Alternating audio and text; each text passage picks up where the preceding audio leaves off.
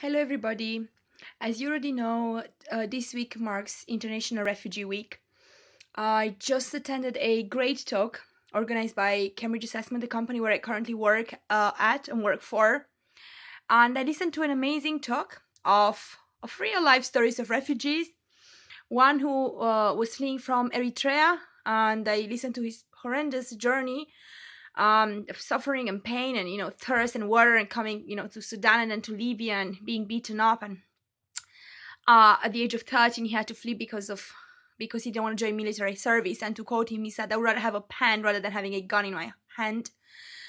Then there was a talk by a guy who was his foster brother, and he's doing this amazing work, and he set up his charity and he set up Wi-Fi in camps. It all started from my idea from a Facebook post, and he said, "What can I do to help these people?" They're amazing human beings, and they're working with many people, and they have partnerships and projects to bring Wi-Fi because they realize that by having access to internet, they can have access to education, they can speak to their families, but they can they can have access to materials and learn a new language, or the language of the country where they live in. Then there was a story of a guy from Syria who was suffering so much, who was trying to get education, was accepted at Cambridge University, was like studying so hard, and he was just like campaigning for himself to get a scholarship, and he didn't give up. And there was another story from a guy from Syria who fled Syria.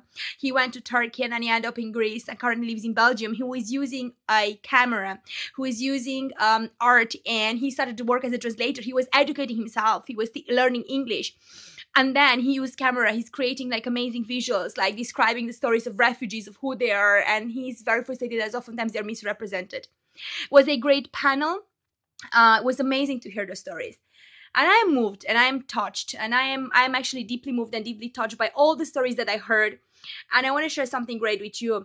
As you all know, I'm quite, I'm prayerful, and I feel called to help others. I join various events and organizations and everything, and I do the best I can. I really feel called to walk, to share, to blog, to use, maybe dance as a way, a tool to help others.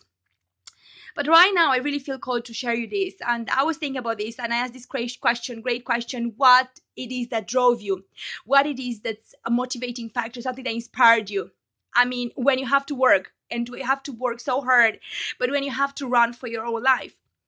And the situation is quite different. I realize how privileged I am. And it is something that oftentimes I'm humbled about, to listen to stories of people and their personal journeys. And I heard some amazing answers, and I would like to know what are your answers, what it is that drive you in your journey. But as I come from my bus, from the bus, and I was just walking, I had this amazing idea and inspiration of this triangle of purpose. At the top is purpose, and then on the right side you have drive, and on the left side you have legacy. I really think they're deeply connected. What it is that you want to achieve, that must come not from the ego mindset and not from pride, but must come from source, something that it is that you want to achieve, and then what it is that drives you.